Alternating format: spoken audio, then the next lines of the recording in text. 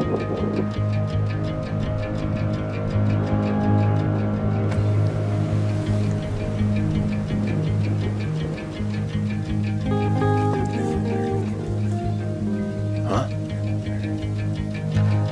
Now they're waiting to see what the hell we're doing.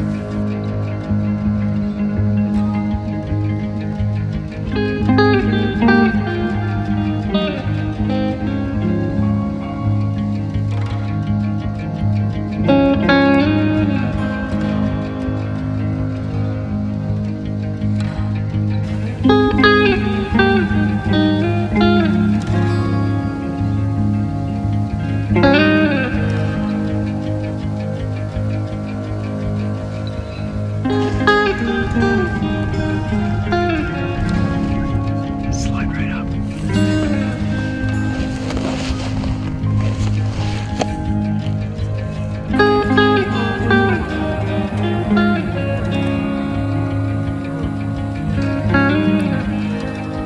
It's not the one we called up, is it?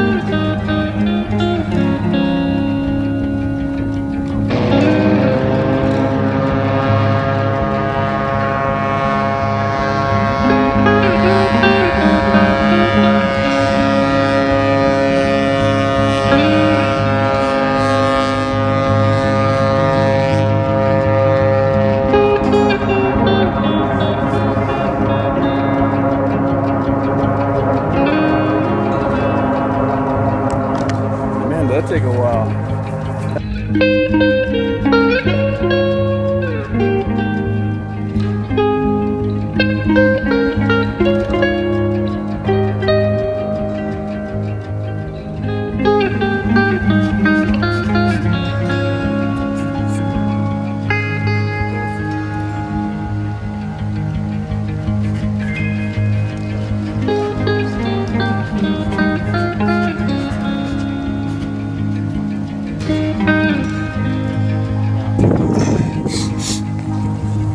And this is how you come down.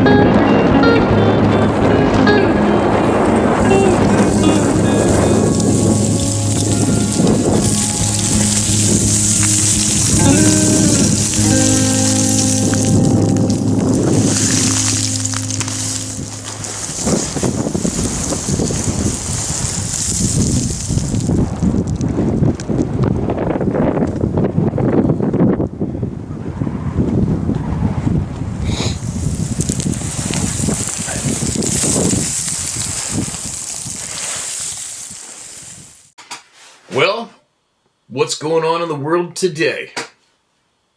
What day is it? Is it Friday? Pretty sure it's Friday. It is Friday. Friday, May 31st. Live to see another one. Live to see another one. And I don't know what was going on yesterday with yesterday's video. Did it in the morning. You just throw it on the laptop to load up, and then you leave and carry on with your day.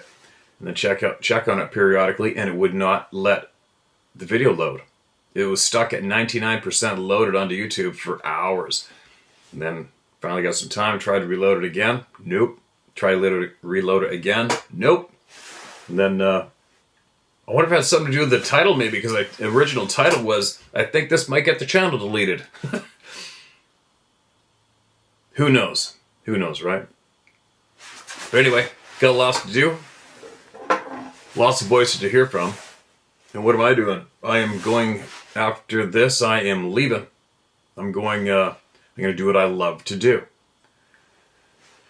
no matter what. What am I going to do? I'm dragging out my Zodiac out to the coast, throwing it out in the water, all the gas jugs, and bring my own fuel for the big boat, because out there they rape you for fuel costs. I got tons of batteries pre-charged, 3 cameras, bunch of GoPros. What else? I'm going to be helping a guy hopefully get a very large bear with his bow and arrow starting on Monday, I think. And also getting the boat more ironed out and ready to rock for some fish. And you never know, I just might, well, we'll see. I'll bite my lip on that move, because then we have to keep this location under the wraps. But I might take my boat on a journey and go fairly close to where our friend Darren hangs out. Maybe. We'll see if I can pull that off. That's what I'm doing.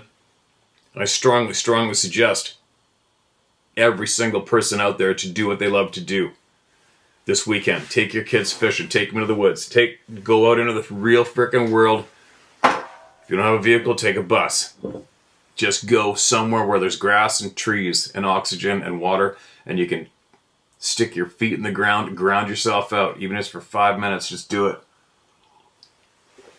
Go do what you love to do, but make sure you try to spend some time in the real world. All right? It's very important.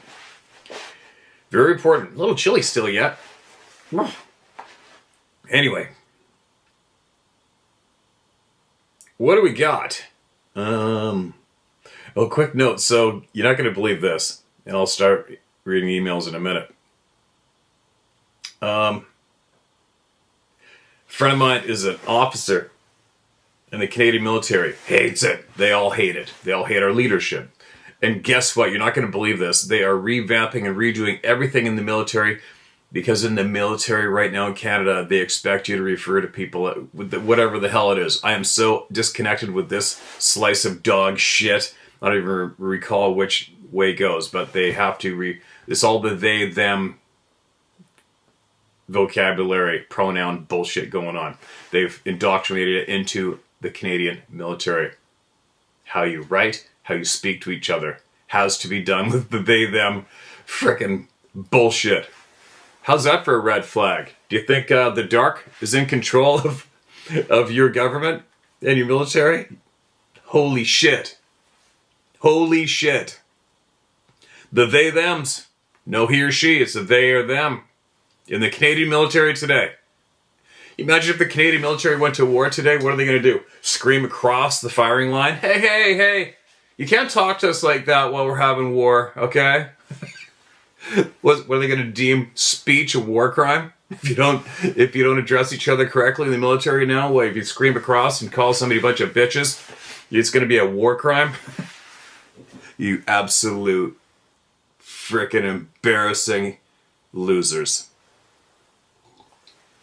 Anyways, he's looking for a way out, as well as many, many, many other men and women in the Canadian military today are looking for their way out. Crazy, right? I guess you gotta wait for the one world order somehow. Anyway, what else? Apparently there was another thing was going down last week. Something Sarah said was posted up on a local community Facebook page. Something about drag week or drag something. I don't know what the hell it was, but they were actually dropping down some community centers and other places where you could take your teens, your children, to go dabble in the drag world. Now, I don't give a shit what sexual preference you are in life, and that has nothing to do with this topic. What I am saying is, if there is a grown man in your community that is willingly dressing up as a sexually provocative woman and supporting being in a room full of children, I suggest you run that animal out of town. You question that, you need your head examined. Right? But anyways, I guess they posted that post up, put a few links, and it got taken down immediately. So I'm like, what? In this community? Are you kidding me? I don't give a shit what anybody says. Another thing, too, about that topic is, why is it always on the children? You want to promote this drag thing? How come you don't promote it with adults? How come there's no adult groups, adult stories? Why are they focusing on your children with grown men dressed as sexually provocative women. Grown men. If it was Halloween, it'd be grown men trying to dress up as a hooker. A street walking hooker. Right? These are dog people. Do whatever you want in your own time in the privacy of your own home. Trying to impose this on our children and indoctrinating our children into it. I won't even say what I think should happen to you because that would probably put me in jail. And that has nothing to do with sexual preference. All you fathers out there, grow a set and act like a man you're supposed to be protecting. You find these guys and make sure they do not go near children. Ever. I'm getting really fired up on that topic. All right, let's hear from some people, shall we? Those greasy sons of bitches. There's a war on us, on all angles. A very serious one.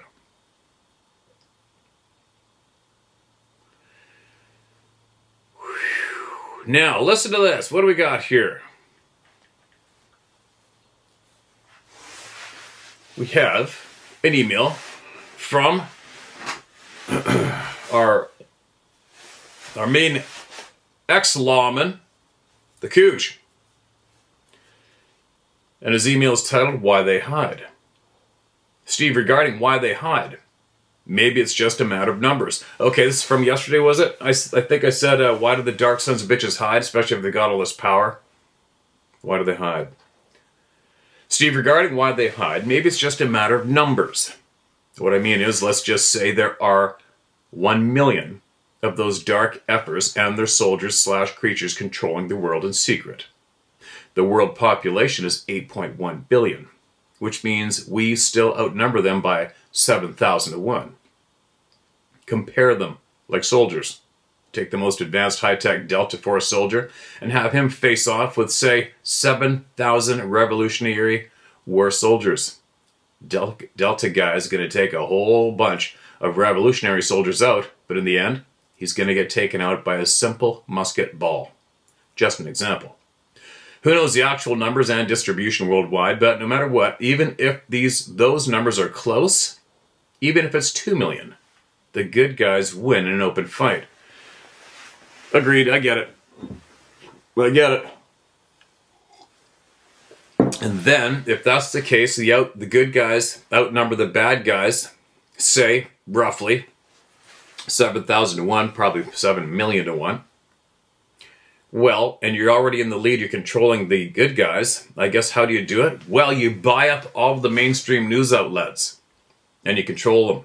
And you control what all those people hear or see, and you stop them from speaking openly, and then they can't organize. Then they can't speak openly amongst themselves and share truth. And then they can't organize themselves to have meetings and group up and get the mass populations pissed off at the dark sons of bitches and then go find them and deal. That's what you do. That's an easy move, isn't it? Does it sound familiar, though? All the mainstream news outlets are corralled up and owned by, 2 or 3 people? Weird, right? Weird. I guess what we can do is we keep talking. We got to keep talking and keep talking and keep talking and keep talking. And I was getting frustrated the other day as I'm listening to a couple of had some time, whatever, I'm doing something. I was out dealing with a bunch of branches and shit from these trees I dropped the other day and bucked up. And I have headphones on and I listen to various voices speak on truth while I'm working. And I was getting a little frustrated because what happens is, the big disturbance comes up in the mainstream, which it did yesterday. You know what happened yesterday. Embarrassing shit. And all these various channels just keep talking about the same thing. Here's my take on the court case yesterday. Here's my take. Let's listen to their take. It kind of frustrated me in a bit because I'm watching all these people with huge followings all talking about the same shit and rarely hearing somebody coming up with the remedy to share truth and organize the people. But I guess I calmed my frustration down and realized as long as we keep talking, as long as you keep talking and spreading it, and never waver, right? As long as we keep talking, we got to find our route to being able to speak to everyone as much as we can. But right now, the enemy's in control of the main outlets, right? Thanks for that, man. What's this one? These are all fresh off the press, by the way, obviously. This is titled, Idaho Pleasant Surprise. Hi, Steve. My name is Daniel, and I'm in southeast Idaho, just 50 miles south of Yellowstone Park. I have multiple encounters of different kinds to share, but that will be at a different time. What I really want to shout out about right now is that my 12-year-old nephew had a grade school assembly just a few weeks ago, May 2024, teaching the kids about Sasquatch, Yeti, Bigfoot, and boogers, etc. with colors, footprint castings, and location information. I was so excited to find out what they're telling the kids. I started rapid fire questions at him. He admitted that him and his friends were not interested because his parents say they aren't real. So he didn't listen. I was disappointed, but also hopeful that at least the topic is being taught in the school in this area. That's a good sign. Thanks for keeping this topic open and informative. Holy shit, that sounds like there just might be somebody who is sane working at the public school system. Wouldn't that be something else? I wonder if I stood up in front of a classroom full of kids, let them know my background, and I spoke to them and filled them in. I wonder if they listened to me possibly a little more than they would a teacher. I'd do it. I would do that. Actually, I would hit that like a fat kid on a Smartie. I'd do that. I would. That's good news. Truth. Actual frickin' truth being shared in school. That's crazy to me. Hi, Steve. Regarding the email on jab/nanotech read, May 31st, 2024. Hi, Steve. Chuck from Chicago here. Some months back, after hearing your email from Edgar and the scientist folks about the sensitivity and infrared capabilities of Sasquatch eyes, I started digging around to see if there might be some specific bioluminescence compounds known to emit light. Specifically, trying to account for Sasquatch eyes actually emitting light. Okay, so tonight I hear you reading the email from the gentleman talking about all the med tech surrounding the jab and the jab juice. One of the compounds he mentioned to be found in the juice is luciferase. Luciferase.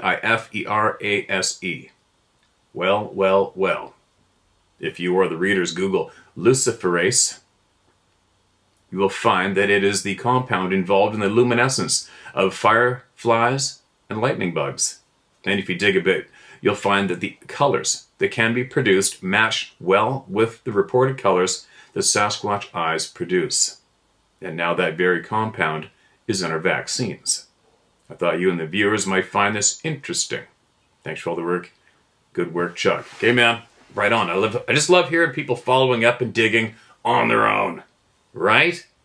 When one of our honest contributors throws down shit for all you to take from, what you will or leave it, and people dive on it. That is good news. And on a side note, that man emailed me again with all of the links, which are his receipts to that email yesterday about that forest dog shit they stuck in so many people, and those people are dropping dead like crazy right now. And I put all those links in the community page section of this YouTube channel. Those are his receipts, and you should be concerned. You should be. Why you aren't, I haven't a clue. All the information's out there in our face from fellow true speakers. Now, what's next? I got a funny feeling this channel's on its way out pretty quick. One thing I've noticed about this channel is everybody seems to be coming more and more people are coming forward and speaking openly about taboo topics, and they're getting brave. They're speaking with honesty, and they're digging, and they're getting pissed off and frustrated, and they're not scared. Love it. It's really ramping up, don't you think? We'll see how long this channel lasts for. I know we should try to keep this channel safe, and Sarah gives me shit when I read things that in the past are taking videos, etc. down and giving me spankings and put me in jail, but I got that shitty attitude of, yeah, well, F you. I'm going to share it anyway. So I have a feeling that attitude's probably going to get me in trouble. down the road. But I'm enough of a stubborn prick that I'll come back. So, all you dark bastards out there watching me right now, up your ass. Up your frickin' asses. Yeah, I'm a little on fire today. Now, what do we got? This is busted up into a few emails here. So, main email and then a PS. Let's see what we got. Try to make sense of it. I think it's titled Electric Shadow was the first one.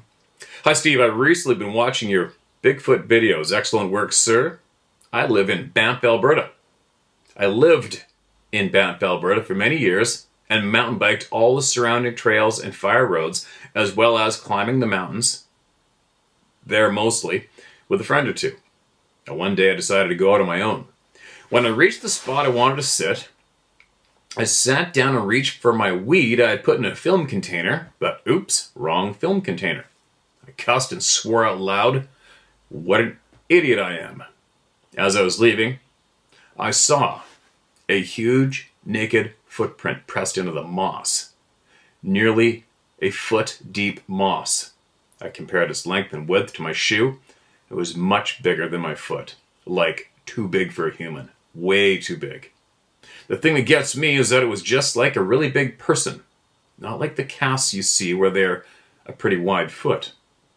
Really now, knowing that the damn thing is real, I'm afraid to go out into the backcountry. And I haven't really since seeing the big print back in the early 90s. I love the outback country and recently purchased all kinds of camping gear. I'm not a hunter, but if I get out and hike or camp, I will have a shotgun or a .44 caliber handgun or both, as well as grizzly bear spray and screechers and cherry bombs. Thanks very much. Truthfully, if you tell my story... Ah, shit! Alright, I had to go back on that. At the very end, says his whole name, and then the very last sentence, if you use my story, please omit my name. Oh, got me again. More editing. Alright, Banff, they're there. They're all through the Rocky Mountains. They are from Alberta. They're everywhere. There's no avoiding them. Don't let your fright, your emotions steal quality of life from you, alright, man? Don't do it. Just follow our lead here. Follow the people's lead. Gain confidence, be brave. Don't be scared of shit anymore, alright? Don't be scared. This is titled Sasquatch Encounter Near New York City. This is an older one. Steve, I hope all is well. Try to keep it short for you. My name is Richard Reich, and I am from Cooperstown, New York. Central New York Dead Center. Also known for Baseball Hall of Fame. I'm a union laborer who commuted weekly to Rockland City, New York, and did heavy construction for 30 years. My coworker and best friend of 30 years grew up in Tuxedo, New York, about 45 minutes north of New York City, which is also in Harriman State Park. One day I brought up Bigfoot and he said, yeah, Butch and I saw one when we were 15 years old riding our bikes down Tuxedo Hill. Tuxedo Park is a closed-gate community, about 30 square miles. A lot of rich and famous people live in there.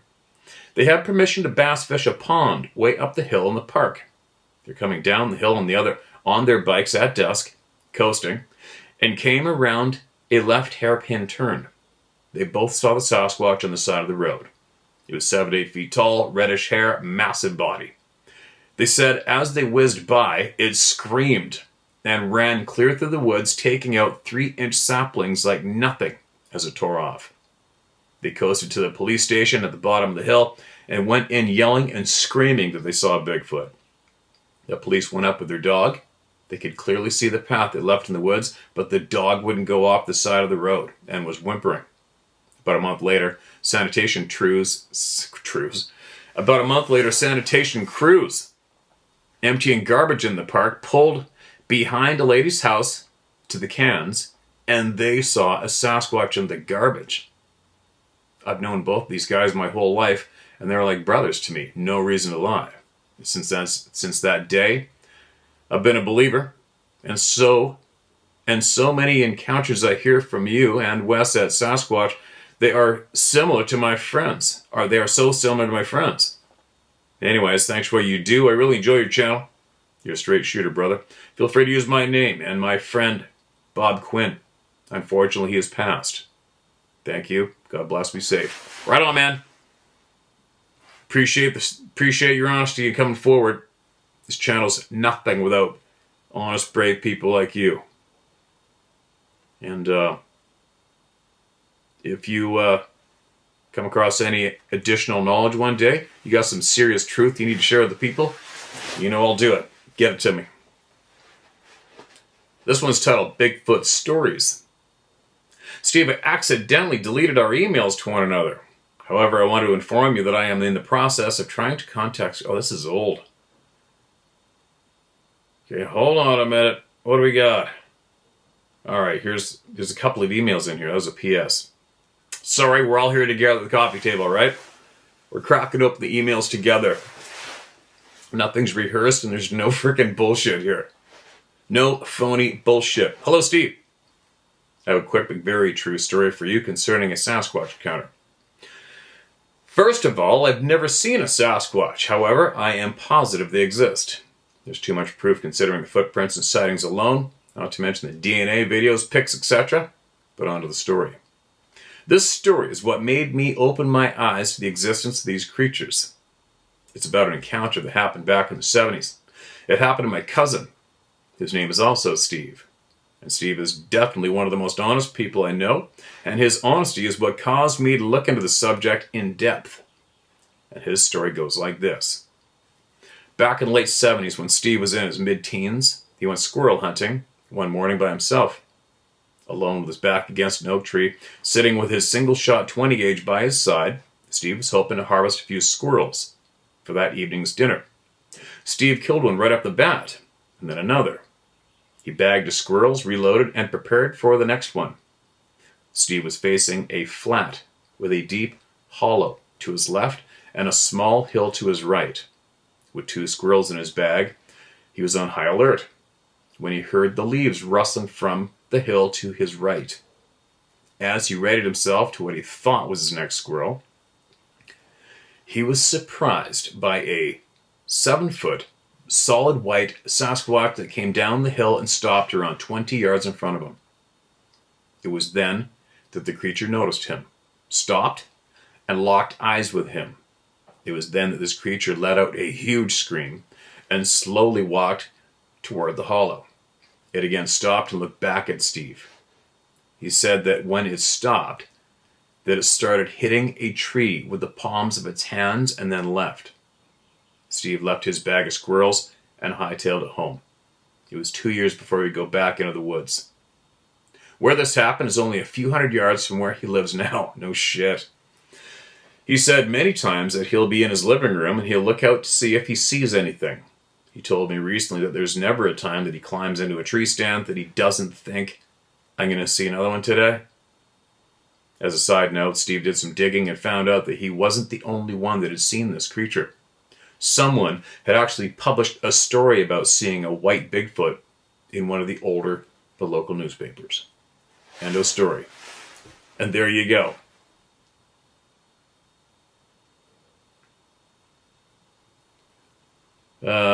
And then he had I'll read this anyway. There's another addition on here.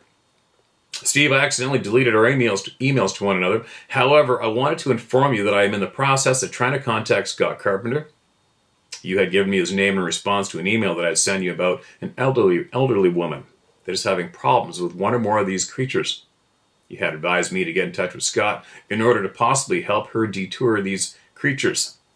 So I looked Scott up on YouTube and couldn't help but notice that he had filmed a white Bigfoot in the Great Smoky Mountains. The strange thing is, I had messaged you some time back about a cousin of mine that had an encounter with a white Bigfoot back in the late 70s.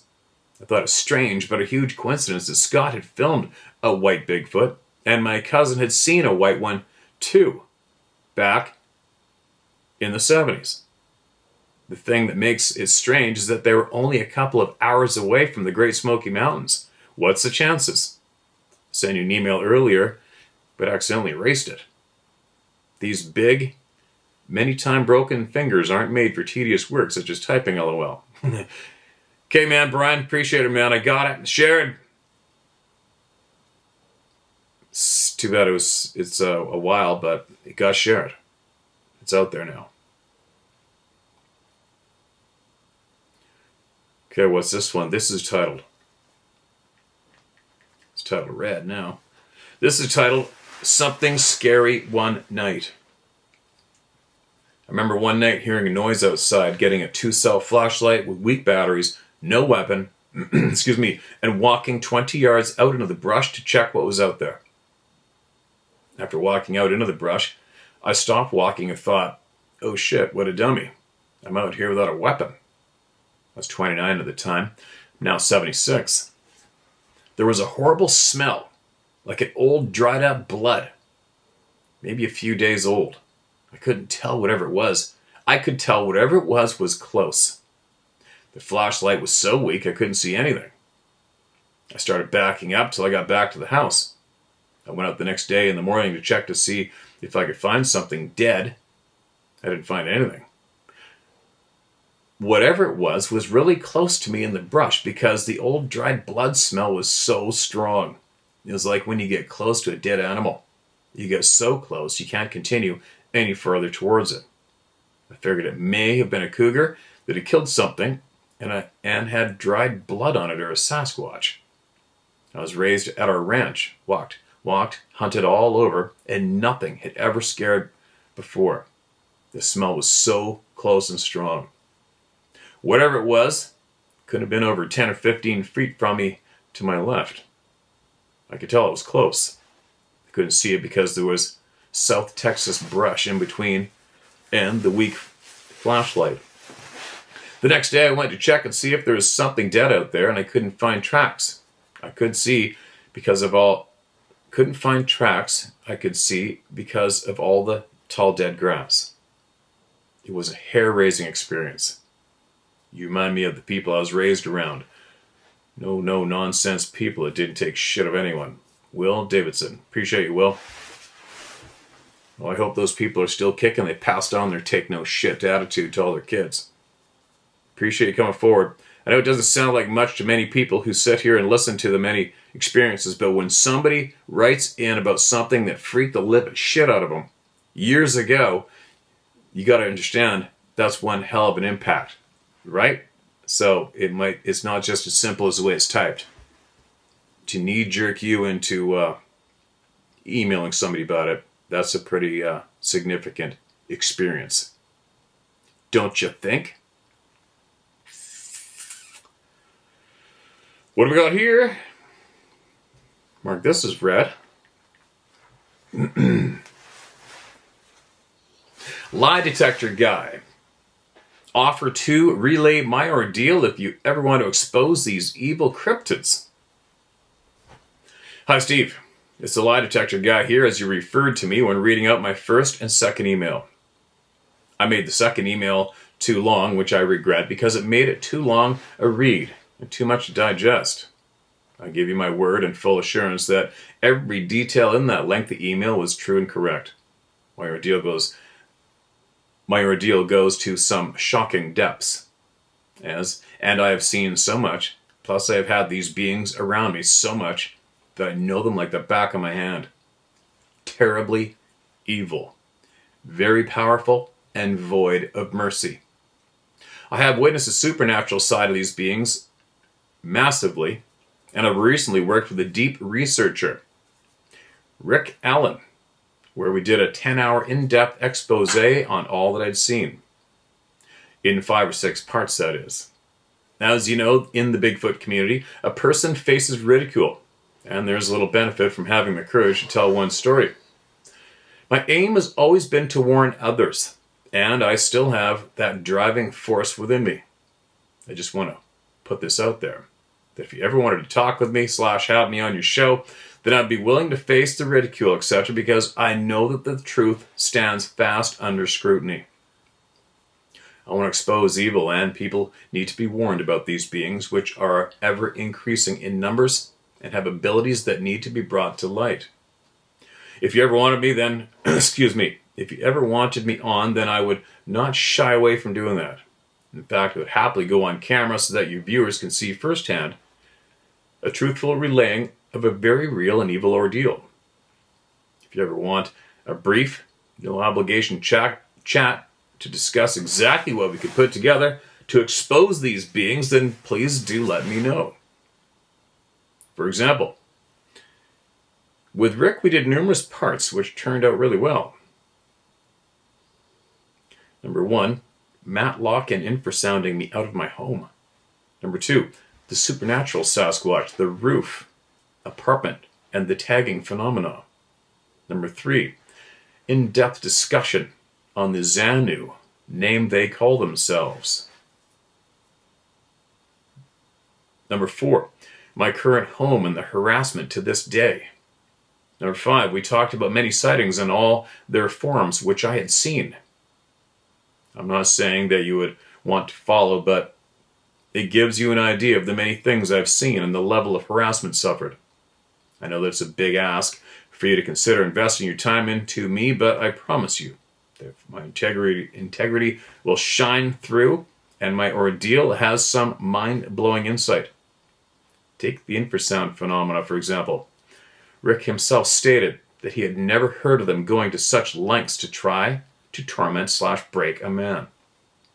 There's no glory in my story, and my goal is to warn others and bring to light that these beings are out there and have abilities to defy our understanding. Working with Rick doing the case study, which he did, helped me offload a lot of the many things which I have seen, and he helped piece together a lot of where these beings come from, etc. Plus the agenda which they are putting themselves in place to fulfill, in his opinion, which made sense to me. Scott Carpenter touches upon it in his book that these beings are governed by some higher power and encroaching on the suburbs, etc., with an intent to turn on puny mankind at the right time, like a societal collapse. The cryptid UFO connection. I apologize about my second email being way too long. I should have trimmed it back down or broke it into 2. This offer is always there, and I would urge you to consider giving it a chance because it would all fall into place and be a great expose on these cryptids and what they can do. Thanks for taking the time to read this email, and maybe I'll hear from you, my friend. Either way, you keep up the good work, and thank you for being a place where people could tell their encounters. Excuse me. As always, my lie detector report is attached because it is something I'm very proud of. Having the presence of mind to take and pass. It gives indication to my integrity and honesty, which I am proud of. Best regards, Rob Topless. Hope I pronounced your last name correctly, Rob. Yeah, I remember hearing from you, and he sent us photographs of your barricaded house, home, shit going on at the windows and stuff. The noise driving you crazy. And that was definitely a unique experience being shared to us, as we don't hear that flavor of tormenting and terror that you shared with us.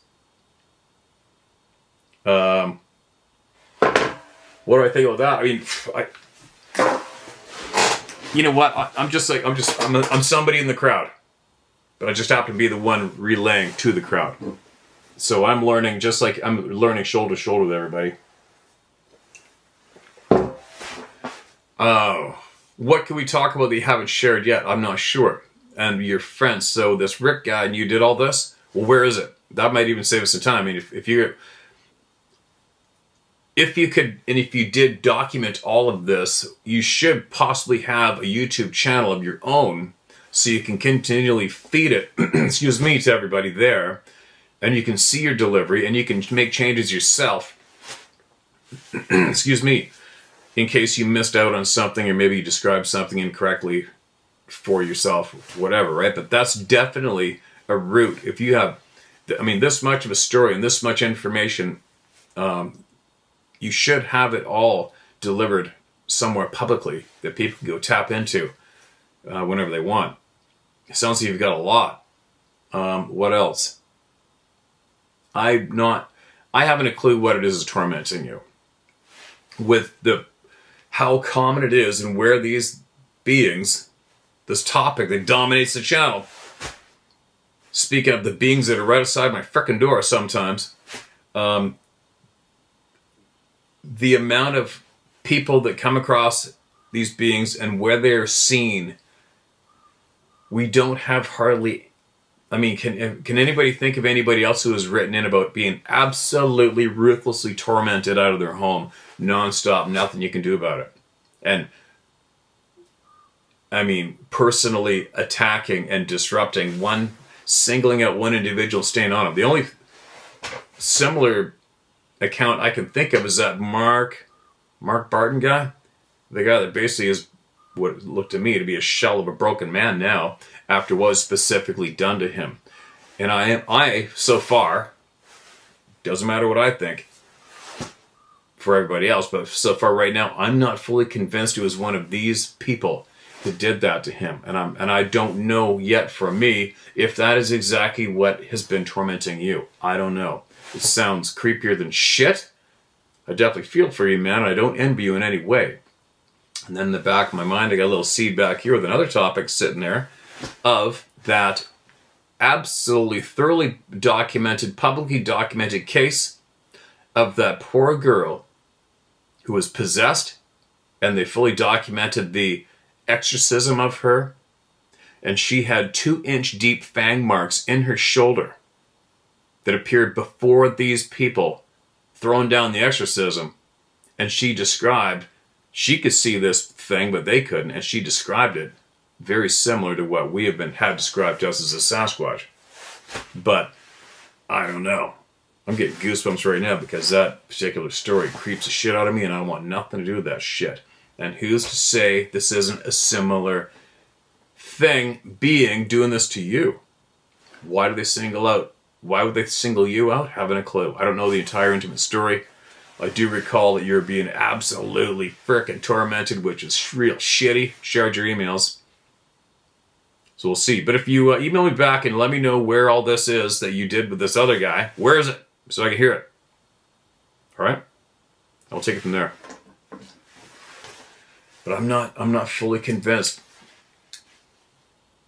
that these particular beings that are running around like right in the forest here and where I'm going today, if they are the same flavor. Because if they are, then how come they're not all doing it to somebody? You know what I mean? Or how come it's not more common? I mean, out of our tens of thousands of first-hand experiencers coming here, I believe that you're the only one that has emailed have an experience like this. We've had, remember Mike the rancher? He had these, they were stealing, taking antlers and shit, taking elk heads, feed, trashing his barn, but they weren't beating on his house and windows and trying to drive them away. And then I believe they've made some sort of peace with them and they're coexisting. I got to get a hold of that guy and find out what the deal is. I believe Scott sent me an email of communicating with Mike. Actually, I shared that a while back, didn't I? And he seems like they had found a bit of a truce. Anyway, ramble and bamble, and email me back and let me know what you guys did with all those parts and where are they? You got my curiosity. Now,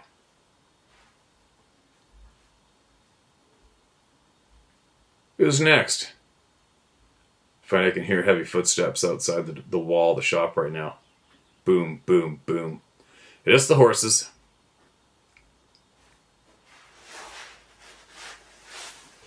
Okay, what do we got? This is titled Interesting Bigfoot Story. There we go. There's a horse right outside the window. Excuse me. Steve, I was wondering if you've heard of the story of Kevin Lang, the guy that befriended an orphan Sasquatch whose parents were both shot and killed. It's called the Galag Saga, and it's found on an old channel called blah, blah, blah. You know what, that channel, that's the guy that said that Bigfoot told him that I was an asshole. So I won't repeat his channel. I don't believe that the guy that runs the channel posts anything new, but this saga is like 4 or 5 parts long, and probably one of the best Bigfoot interaction stories I've ever heard. Actually, it wasn't on that channel. That was posted somewhere else. But I am familiar with the story, and it's freaking crazy. But the guy seems legit with his story. That's if it's all true, which I am pretty good at reading people as you are, and I believe the guy's telling the truth. You can hear it in his voice. I won't give the whole story away, but this guy had a rough childhood and was spending a lot of time in the woods, and from what I remember, he actually moved into an old deer stand or something and was sleeping and hunting there. He'd killed a young deer and had it hanging in the tree one night when he heard something making a lot of noise. When he looked over the side of the deer stand, he saw a juvenile Sasquatch jumping up and down and trying to get his deer out of the tree. Long story short, he ended up gaining his trust and they became best friends. His name was Glag. I know this all sounds a little crazy, Steve, but trust me, I wouldn't be wasting your time on nonsense. Just give the first part a listen, and you'll be blown away. I was. This is Chris Dickinson from Oklahoma. You've read some of my emails before, and I hope they help some people. If you have any questions, here's my email. Feel free to contact me, and yes, you can use my name. Thanks, and God bless you and Sarah for feeding those kids. All right, man. Appreciate you, Chris. Yeah, I watched a bunch of that. I don't think I watched all of it, but that's a holy cow story, right? And then didn't the young one attack him or his friend or something, had him on the ground, and then somebody killed him, and some other ones came, and all hell broke loose, and they were cutting open the young... A whole bunch of crazy ass shit went down. But yeah, that guy seems absolutely legit. I'm sure our sleuths either already know about it or they're digging right now to go see what the hell's up with Glag.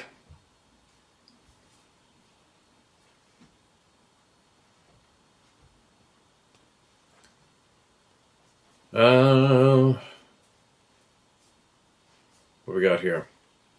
Did I read this? No, I didn't. Here we go. Mark, this is red. Puzzle Pieces from North Carolina is the title of this email. Hello, Steve. It's Drew again. You read my story a couple months ago about experiences I had in the past and new things that were happening around my home. Today I'm going to share some minor things from my home and then some stories I heard through a good friend. Things around the house have slowed down. Thankfully.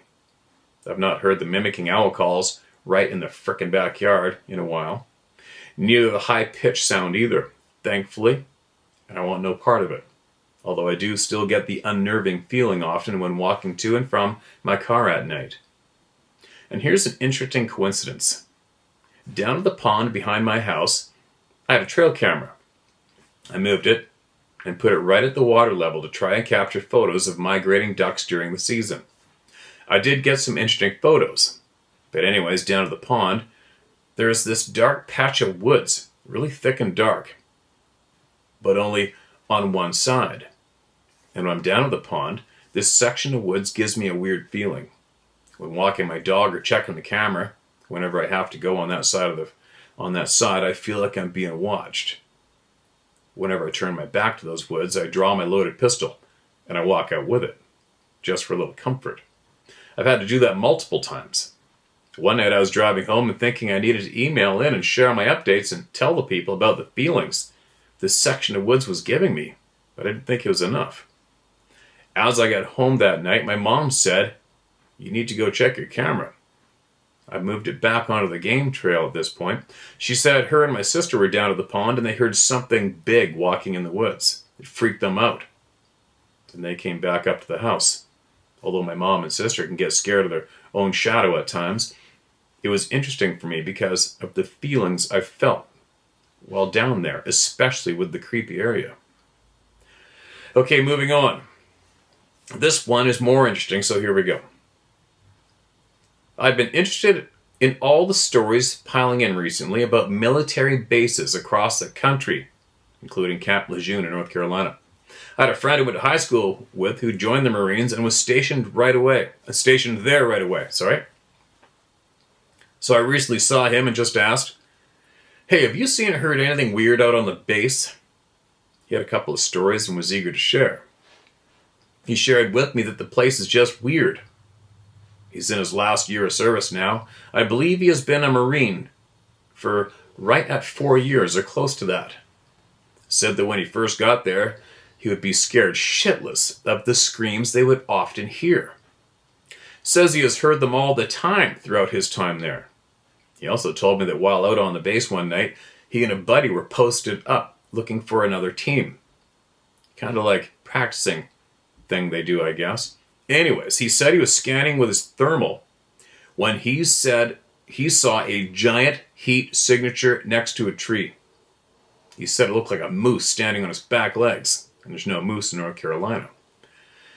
I guess it could have been a Sasquatch, but who knows? So it scared the shit out of him. His buddy must have balls of steel. He looked at him and said, "Hey, there's nothing out there. I'm going to go check it out. If I'm not back in 10 minutes, come look for me." His buddy returned 20 minutes, His buddy returned 20 minutes later unharmed and didn't see anything. My friend tried to debunk the things he's heard and some weird things he's seen on being sleep deprived.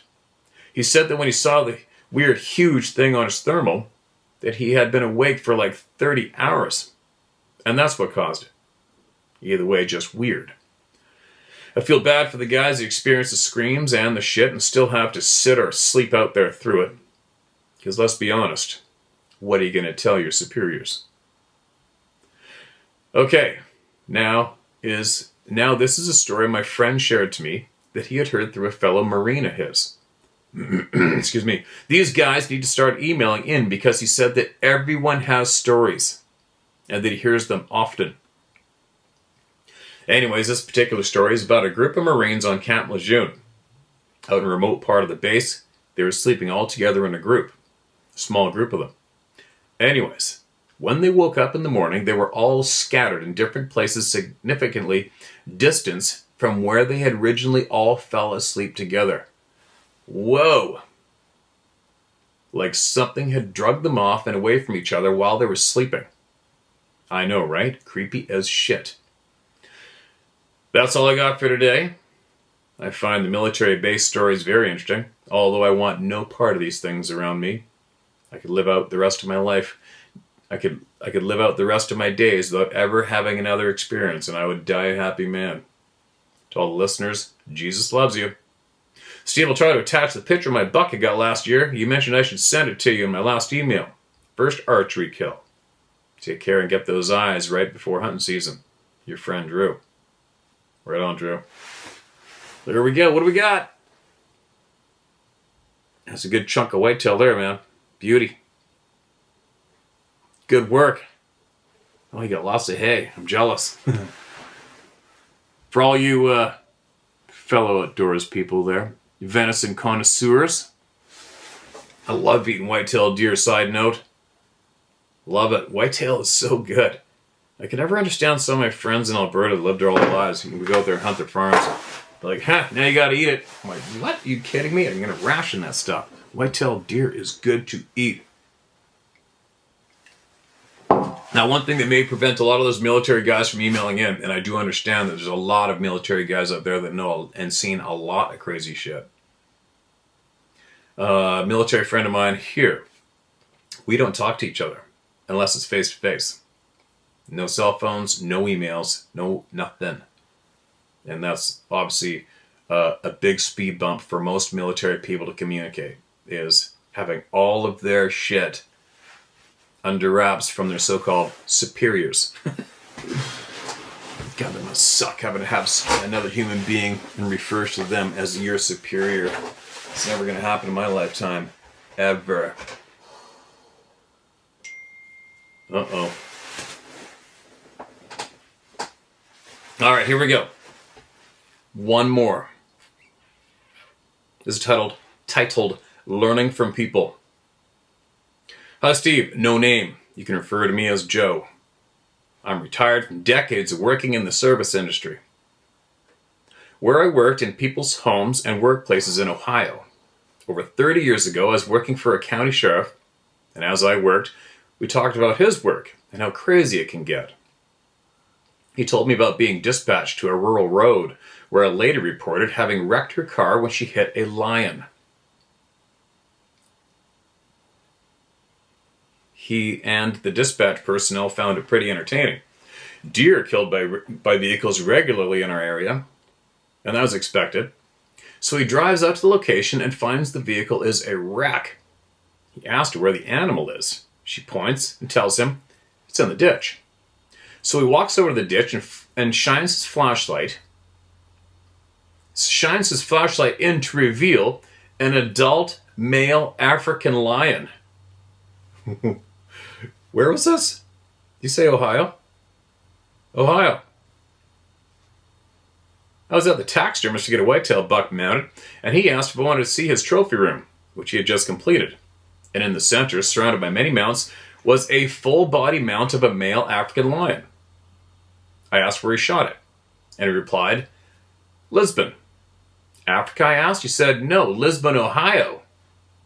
I asked him, how the hell did you come across to shoot that thing around here?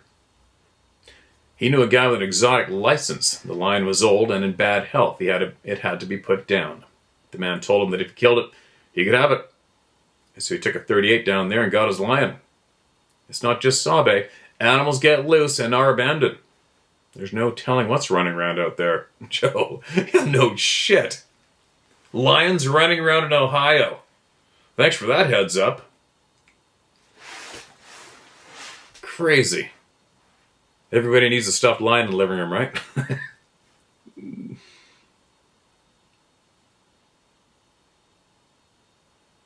Should I get one more out here? I don't even know how long I've been sitting here. I never do, actually. It's never timed by my internal clock. Seems to shut it off around an hour. Weird, isn't it? Okay, what do we got? This is one more. Mark, this is red. Thanks for your comments. Continued is the title of this email. Mr. Steve, prophetic says Joey will be removed. Then Justin, ice hole fakes will be gone. Roll that beautiful bean footage. This comes from Baked Bean Ad here in the States. Hang in there. Number 1, the quail hunt. I talked that same military gentleman into another trip to the same area where we both saw that 14 to 15 inch right footprint in mid-July 1980. US 50 between Sacramento and Tahoe at about 4,000 feet out of Sand Flat Campground. Now, August 1980, a few weeks later. Driving my Jeep CJ5 with tire rack with a gun box on top of it. I promised not to go up on the ridge where we found that print. We drove across midway up the ridge, then back down toward the Silver Fork of the American River, where the American River tees into another road that parallels the ridge, stopped the bottom road. Guys were woodcutting to the right. Can't see them, only their cargo trailer and hear the chainsaw. We turned left toward the campground. This would be just after noon. And traveling down this road, I see mud on another road heading up the ridge to the left. His reply, good, hit it. I turned up the road and put coal to it. A 2-wheel drive, small block, vet motor, and buried the rear end. I got out, locked in the Warren hubs, tacked the small block up and buried it to the skid for a rear fuel tank. Buried it to the skid for the rear fuel tank. No 4-wheel drive. I tell him you need to get out now. The Vietnam entrenching shovel is just under your seat. Before you all start in, bull crap on tools being under the right front seat. This is a 1960 CJ5, 10-gallon fuel tank right under the driver and a large storage bin with a lid under the right seat. It's as big as the fuel tanks. Stock, it had a 4-cylinder and 3-speed trans. He gets out of the Jeep and stands at the back where the gun box is with three 12-gauge shotguns and all the low and high base shells. I walked to the right door, folded the Mustang bucket seat up against the dashboard, reached down, grabbed the D-ring for storage lid, when tall, dark, and hairy starts screaming at us. This took years to find what we heard, and there's a link to a Bigfoot Sounds website, I guess. Those Sierra Sounds. Select the Sierra sounds, the first part minus the monkey sound, and whistle at the end. This is what we heard.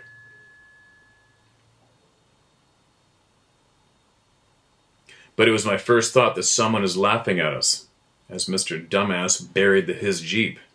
I'm thinking, good, you can help us get it out. Having just passed those guys cutting wood up the road, I guess that sound is not your natural frame reference. He was less than 70 feet from us, on the road we were just on. We turned left uphill to the mud. He is now off the right quarter panel of the Jeep. He was right at the edge of the tree line. And as I'm backing out of the Jeep and moving toward the rear of the Jeep, my buddy puts the forestock of my now loaded 12-gauge pump in my left hand. I say, all right, let's see this thing. He says, F you, I'm staying right here. And as I say that, it starts uphill through the stand of trees. Sounds like a chipper going through the forest. And I'm running on a dirt road that turns to the right through the stand in about 75 yards, hoping to catch it across the road. I'm about 50 feet short of the turn when I hear him clear the trees and cross the road. Footfalls. Boom, boom. More forest shredding. And then it starts to slow down to a stop. Now I'm 75 yards from the Jeep, backing back down, facing its last position. Now thinking this is probably not the smartest thing I've ever done. I get back to the buried Jeep and say to my buddy, we need rocks and logs. Reply, same as before. Not enough cable to winch, and the road is too hard to dig and bury a tire and 4-way lug wrench. Underground spring under the road. Digging fruitless, sending rocks to China to build a solid jack platform. 2 and 3/4 hours pass, no forest noise, only sounds my own. At this point, there was an evergreen, not a pine, in the left corner at the edge of the stand. Uphill where it headed, I hear a crack, and a handful of doves shoot straight up and out of that bush. They never made a noise until that point. My buddy says it's back. I had us out in another 15 minutes. I don't remember another word spoken about this. It would have been a 2-hour ride home once we got on Highway 50, other than maybe the question, quote, are you sure we're going the right way back to the campground? A few weeks later, we were back on the same ridge hunting blacktails for the weekend. My hunting partner, at the end of the weekend, said, thanks, Ice Hole, I couldn't get him out of my pocket all weekend. I think what he meant was, thanks, Ice Hole, I couldn't get him out of my mind all weekend. Number 2, in an earlier email, I told you about my twin brother on his 4-wheel drive club. Fun on all 4. The Strawberry Canyon 4-wheel drive trail between Strawberry on US 50 and Capels Lake on Highway 89, on or about that same weekend. A Cal Trans crew was camping at Capels Lake. 4 men, 1 pickup, and a station wagon. A Cal Trans crew. They had a fire going, sitting around the fire. Had a young Sasquatch male walk 25 yards from them. The men all got in the pickup truck and drove to the nearest ranger station, best I can recall. The source was the Sacramento Union newspaper sometime in the early 1980s. Excuse me. Number 3, 1978, end of blacktail season. No deer moving or seen this weekend. A different hunting partner that introduced me to Beanville Meadows. Same place as number 1 story. Sunday morning hunt before breaking camp. Ed went and I went west. As I'm walking along, I decided to walk off the road into the paralleling the road. I'm reading the way it's typed, all right? I was maybe 50 yards off the road and suddenly, had a terrible feeling I was going to be lost. I walked back to the road and followed on to another road, which had a number of turns. As I rounded a left turn, the road turned back to the right. short ridge to the left, and a depression on the right. About 200 yards away, the road turned left out of sight. Short of that, I see what looked like a shaggy dog walking down the road a ways from me. It turns its head, not stopping to look at me. Now it has quickened its pace to make its escape from my sight. I'm thinking, we'll leave their dog here during deer season. Why is it hurrying away? It remained on all fours. Again, not in our frame of reference. It was dingy white and brown, having that feeling of dread becoming lost in sight of the road and seeing that animal. More about Strawberry Canyon another day. Check your 6. Gary.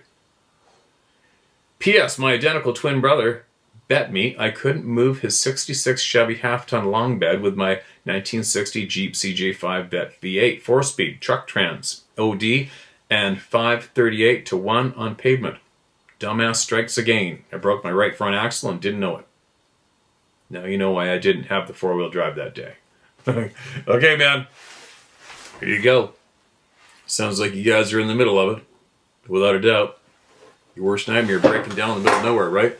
Reminds me one time, I was in my early 20s, and it was pissing rain.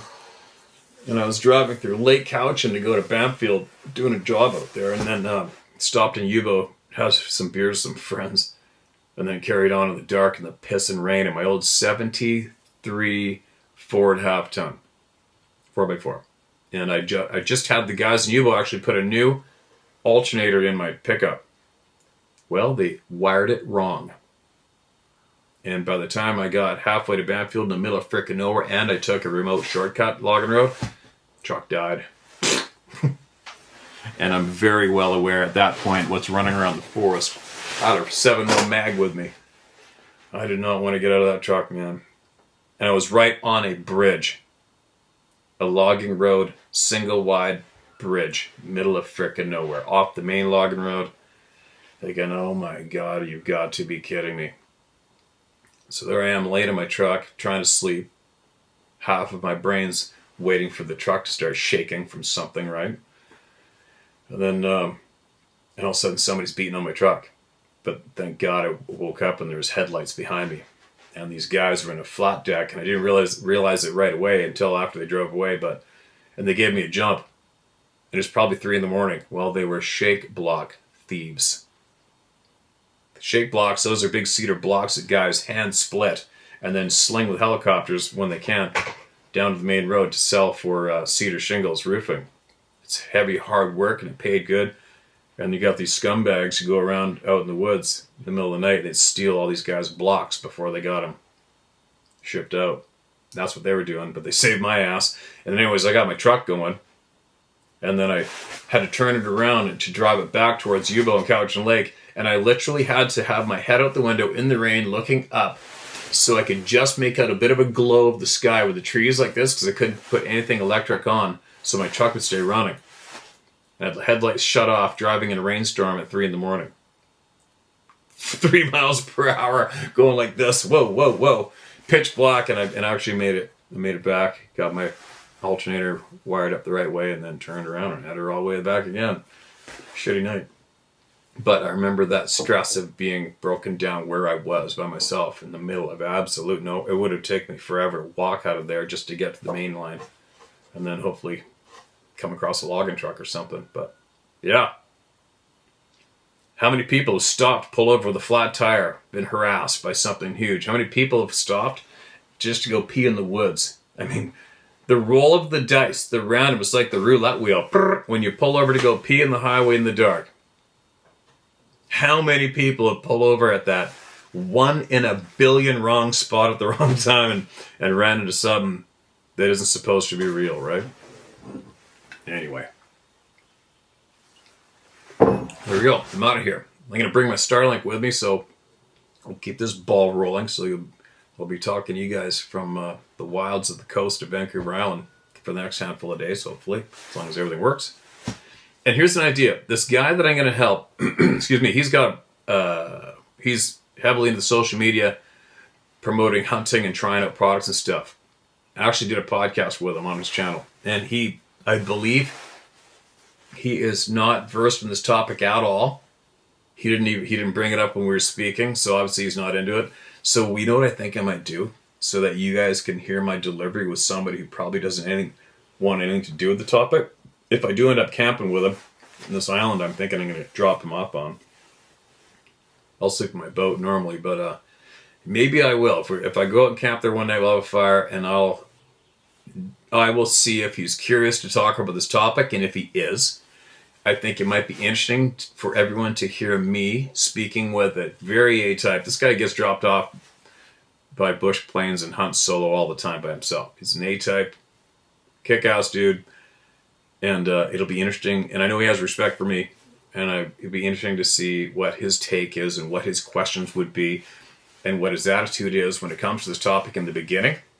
And we'll see if we do have the conversation. I'll record it for you guys. And then I will see what his attitude and what he has to say about it is by the end of our conversation. I think that would be pretty interesting for a lot of people, would it not? There you go. Share my story at howtohunt.com is where you get, excuse me, where you're going to get it heard word for word. Star's still pumping these stickers out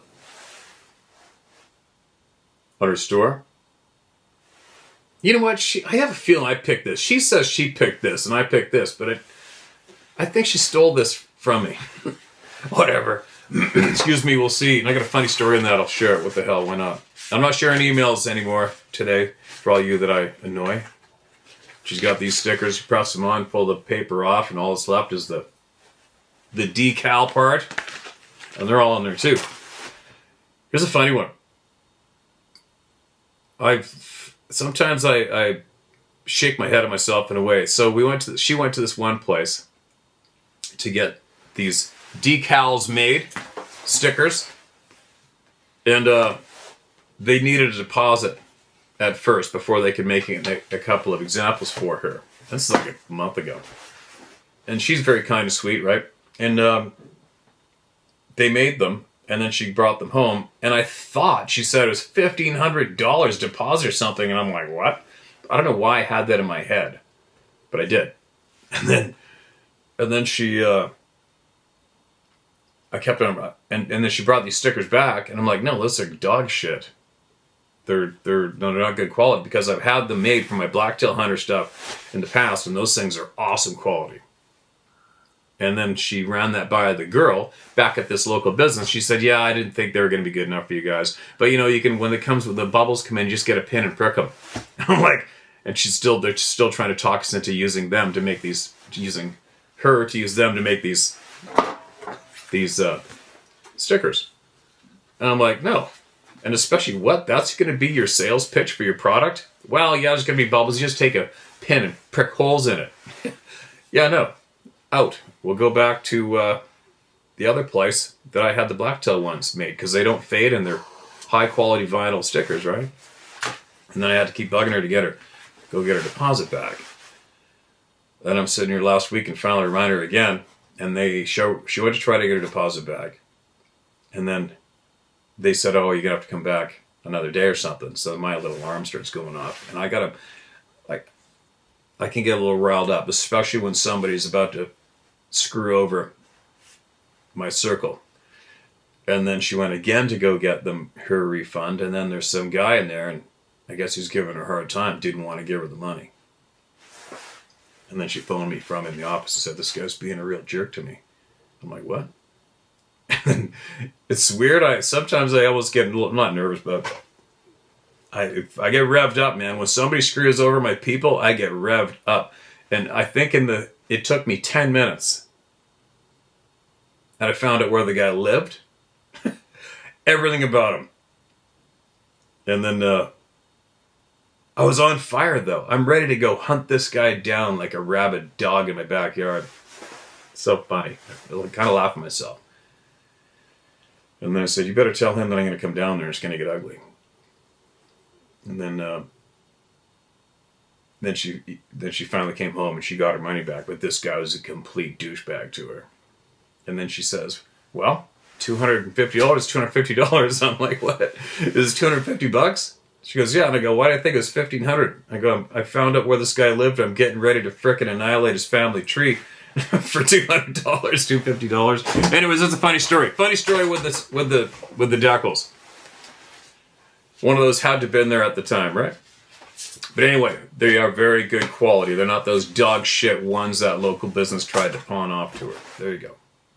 And the link for those is in the description below. And don't forget to go to the community page if you have interest on one of possibly the most filthy atrocities ever thrown on mankind. And our concerned member here brought all of his receipts for the information he's passing on to you. And I put all those links to his receipts in the community page today on this channel, right? There you go. Bunch of babbling here. Now, time to go pack and get back into the woods and do what I love to do. Get in touch with the real world. And stay in touch with all the real people. You guys. I'll be back shortly.